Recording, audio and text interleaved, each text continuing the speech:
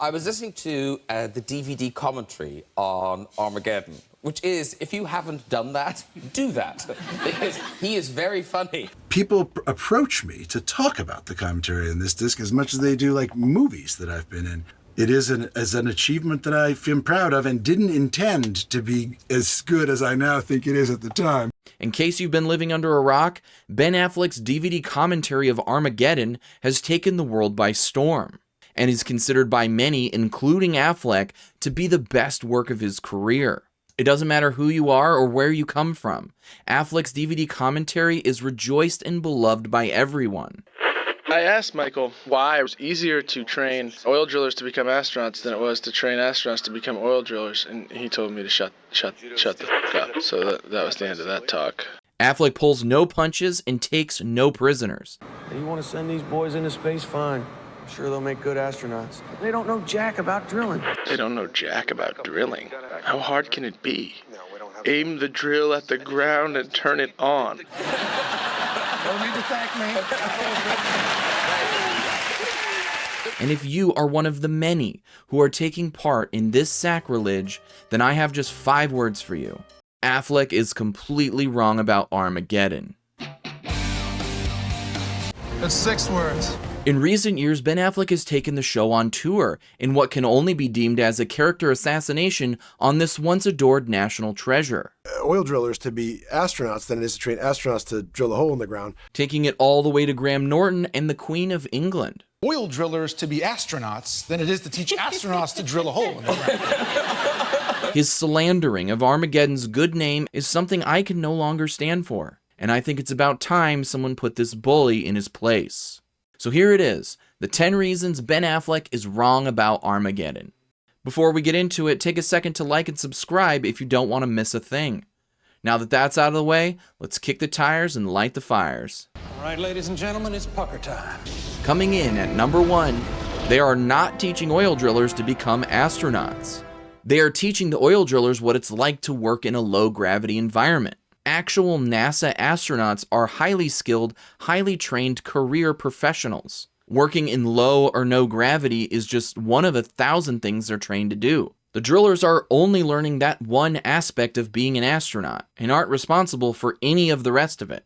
Their only job is to drill. All they got to do is drill. That's it. No spacewalking, no crazy astronaut stuff. Just drill. Just drill. The oil drillers only learned 3 things in the training montage: how to drive the armadillo, how to operate the drill in low gravity, and how their suit works. So that if I were to kick you in the balls, what happens to you? I'd float away. Yeah. And when do we start training for that? The astronauts are responsible for everything else, which brings us to our next point. The astronauts do the astronauting, and the drillers do the drilling. The oil drillers aren't going alone. There are 6 astronauts going along who oversee the mission and are responsible for getting the drillers to the drill site so they can drill. I think this post on Twitter sums it up best. On a 7-crew shuttle, 3 astronauts plus 4 drillers with minimal space training is better than 3 astronauts plus 4 more astronauts with minimal drill training. It's better to have experts in all fields. The key word here is number 3, specialization. And this is nothing new for NASA. On any particular mission, each astronaut has their own specialization. There are pilots, engineers, scientists, and medical officers on board to perform specific duties. And in the past, there were passengers known as payload specialists that were mission-specific experts who flew on the space shuttle to operate and manage scientific or technical cargo. They weren't career astronauts, but they were highly trained professionals essential to particular missions. Is any of this starting to sound familiar? If you're trying to make me feel better about this scenario, give it up. The oil drillers are experts at drilling, but when it comes to space travel, they're more like glorified passengers. This is space! And being a passenger on a space shuttle doesn't require any specific level of intelligence. We know this because Katy Perry went to space.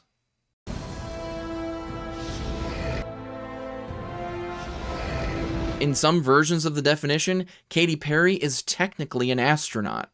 And no matter how dumb that sounds, it's a part of her you're never gonna ever take away from her. Which brings us to the Michael Jordan defense. In the documentary film Space Jam, when the Looney Tunes needed to win a basketball game in space, did they get an astronaut to help? Or did they get the best damn ball player to ever lace them up? Did you hear him? That little brat is right. Point being, if the fate of the world depended on needing to make a three-pointer, and I had to choose between A, training an astronaut to shoot a basketball, or B, having the astronaut fly Michael Jordan there to take the shot, I'm taking MJ all day. Can't teach that. It doesn't matter how many degrees the astronaut has. Can't teach it. Which begs the question, is drilling as easy as Ben Affleck thinks it is? Now, I'm not going to pretend to be an expert on drilling. I understand that Cat's involved in big underground drills. But it seems like there's more to drilling than Affleck gives credit. How hard can it be? Aim the drill at the ground and turn it on.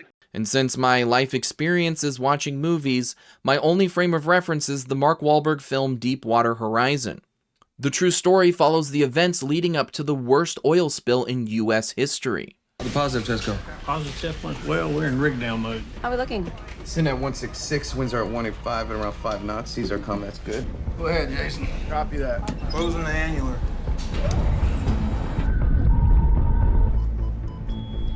Initiate negative pressure test. Pressure alert. Open up the drill pipe valve. We got to bleed pressure. We have a problem with that drill pipe or with the sensor or any other of 1,000 moving parts down there. Jason, are you seeing this? We got flow out here. Warning. It's not stopping. How hard can it be? Aim the drill at the ground and turn it on. Seems like Ben is being a little facetious here, and maybe the drills don't just work themselves. And keep in mind, this all happened on planet Earth. Imagine what kind of problems they'll face in an unpredictable environment where no man has ever drilled, let alone stepped foot before. Unpredictable gravitational conditions, canyons of razor-sharp rock, unexpected eruptions. Okay, so the scariest environment imaginable. And limited to no communication with NASA to help with any unforeseen problems or variables that might pop up because they're, 100,000 miles away. The future of planet Earth depends on them. Are they supposed to bet it all on astronauts with minimal training, hoping they don't run into any trouble? I don't know about you, but having experienced drillers there is starting to sound not so crazy. This is insane. You lost your mind? But even if you still disagree, and this still sounds ridiculous to you, there's one thing Ben is objectively wrong about, and that is, this is not a plot hole. I relayed a story where I pointed out to the director what I thought was a minor plot hole. A plot hole is an unexplained gap, inconsistency, or contradiction, and this is the important part, in a story's established logic, rules, or timeline. Meaning it's not a plot hole if it doesn't break the rules or logic of the film world. And while you might laugh at the idea of logic in a Michael Bay film, keep in mind J.J. Abrams and Tony Gilroy have writing credits on this film. And in my opinion, I think they did an excellent job explaining why, in this story, oil drillers are being used for the mission. In the world of the film, Harry is the expert on drilling, recommended to NASA by everyone in the field. We've actually we've had them training for 8 months solid now. 8 whole months? Well, pretty much, yeah. And in his experience, he believes that drilling is just as much a science as it is an art. Hey, you want to send these boys into space? Fine. I'm sure they'll make good astronauts. But they don't know jack about drilling. I'm third-generation driller, doing it all my life, and I still haven't got it all figured out. So when the expert that they called in for advice says, I need my personally trained guys to do this, then in the world of the film, it makes sense for NASA to listen. Now, whether you agree or disagree with this logic, that's a completely different argument. But the writers did not break the rules laid out by the film.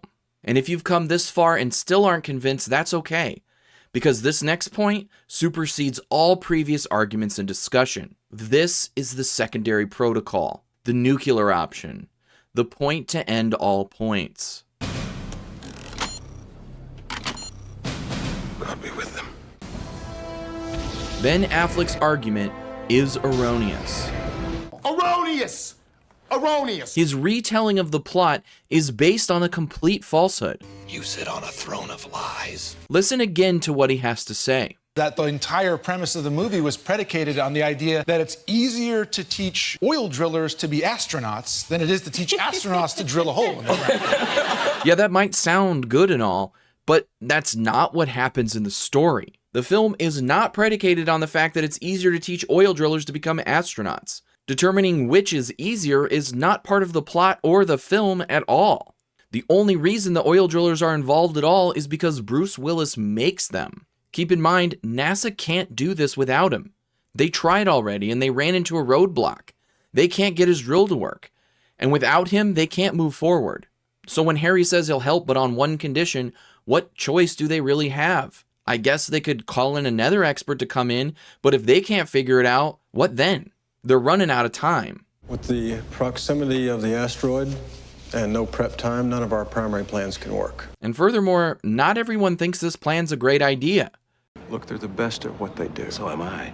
And I'm not so optimistic. We spend $250 billion a year on defense. And here we are. If anything, the film points out that it's not easier or the conventional way of doing things. We normally take 18 months to psychologically prepare, pre-screen viable subjects for space travel. Yeah, it's all wrong, man. We shouldn't even be up here. I know! Let's go back to the ship! We're not astronauts. We're oil drillers. We're not even supposed to be here. What? You're not astronaut? The entire premise of the movie was that it's easier. The only person who wanted drillers in space was Harry. And he didn't want them because it was easier. It was because Harry wanted guys that he could trust. Well, I'm only the best because I work with the best. If you don't trust the men you're working with, you're as good as dead. Which I know on the surface seems pretty crazy. Like, have you met these guys? A home run! The Cubs win the World Series! But they've worked for Harry. They know the drill. Literally. All right, I've been holding off on drill puns this whole time. You gotta let me have just one. I understand that you are handicapped by natural immaturity, and I forgive you.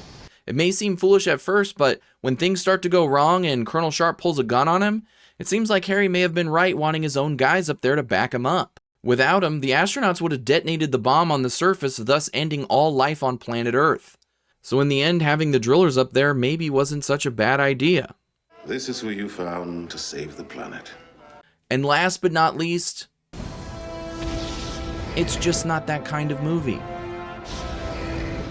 As much as I love films like Oppenheimer and Saving Private Ryan, not all entertainment needs to be hyper serious. A movie is meant to entertain. And what's more entertaining than seeing a motley crew of blue-collar oil drillers having to work with NASA nerds in order to save the world by blowing up an asteroid in space? We all know this isn't the logical way to solve the problem, but it's the fun way. And this movie isn't going to let silly things like realism or logic get in the way of that. This is the movie we want to see, Ben. And if you keep this up, you're not going to be invited back for Armageddon 2. The haves are back, and they're not having any of it. Terrible idea. Was I talking to you? And that's it. I'm curious to see if anyone loves this stupid movie as much as I do. Let me know down in the comments. And as always, thanks for watching. I'll see you next time.